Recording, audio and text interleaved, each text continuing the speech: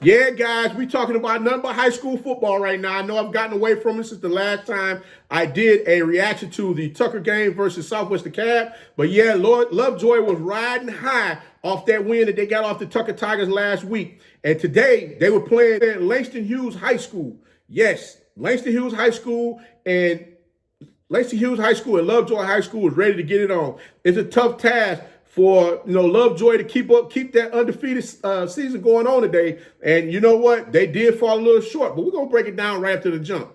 Welcome back to Tomorrow Leader Sports Network with your host, Coach Walker. If you're new to the channel, please like, share, subscribe. Also, you can follow us on social media. The links are listed down below in the description. Guys, let me tell you something. There was some balling going on out there today. Yes, sir. I'm going to tell you, there's some athletes out there in the field. Lovejoy showed some glimpses of their running game that they had against the Tucker Tigers the week before.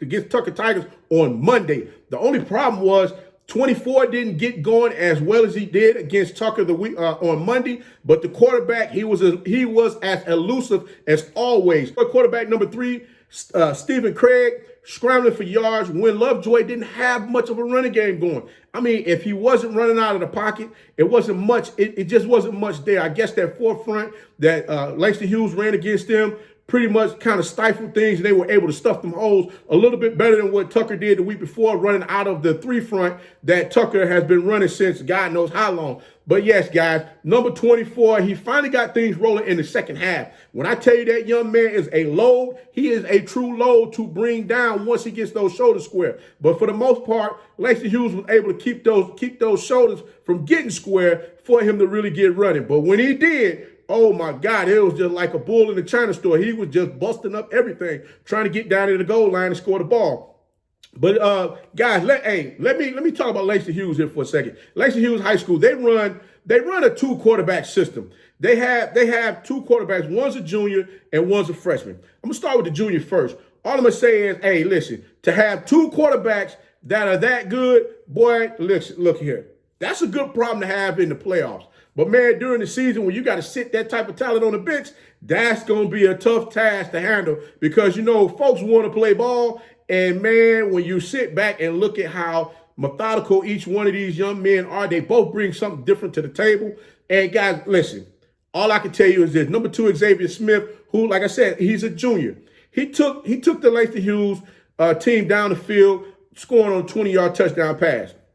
But then they brought in the freshman, number 7, Prentice Aaron Nolan, who took the team on a 95-yard drive for a touchdown. When I tell you this young man stood in the pocket, poised, letting the ball go. I mean, it was effortlessly how he let that ball just fly up and down the field. The running game got to going. Matter of fact, the Lovejoy defense, I mean, they couldn't touch this kid. At one point, he stood in the pocket and threw a pass. And I mean, he took the shot, but the pass was caught by the receiver, and they kept that drive moving. Langston Hughes got up 12-0 at the half. And guys, you know what? You heard a lot of chatter going on at halftime where, coaches kept saying, hey, man, one more touchdown to break their back. They done. They don't have nothing. We got them bottled up, so on and so forth. All that jibber jabber that everybody like to get popping off at halftime. Well, guess what? Number 1, Antonio Jones of Lovejoy let them know real fast on a 85-yard kickoff return. He took it to the house.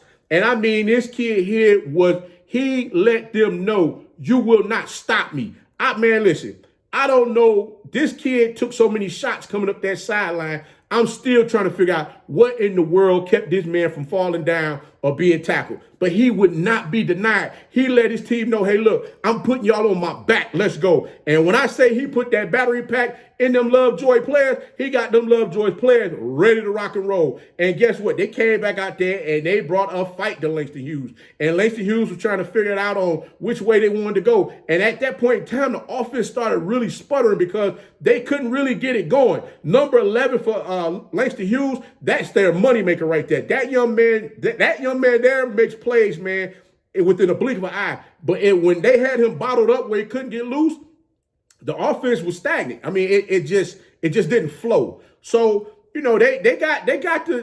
finally got things going. Lovejoy finally did get back with this striking distance after Langston Hughes finally was able to go ahead and put a drive together for them to score and go up 20-12. Langston Hughes had an opportunity at the end of the game to actually win that game, in which they threw a pass out to I want to say number 16, number 17. He had it in his hands, and I mean dropped it. He just flat out dropped it on a 4th down play, and that was it. That was the end of Lovejoy's undefeated season as we know it. They had an opportunity to go ahead and win that game. And when I tell you, if that young man would have caught that ball, he'd still be running.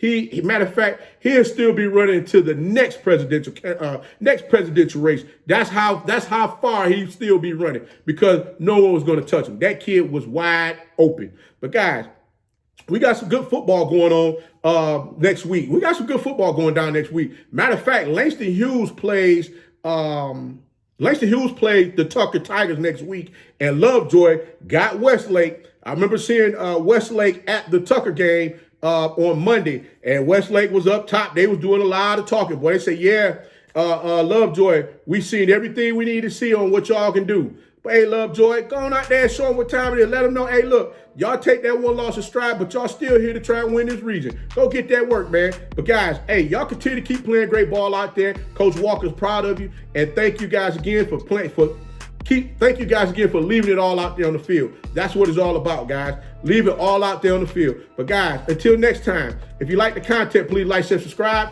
Also, you can follow us on social media. The links are listed down below. And remember, guys, be that one and lead.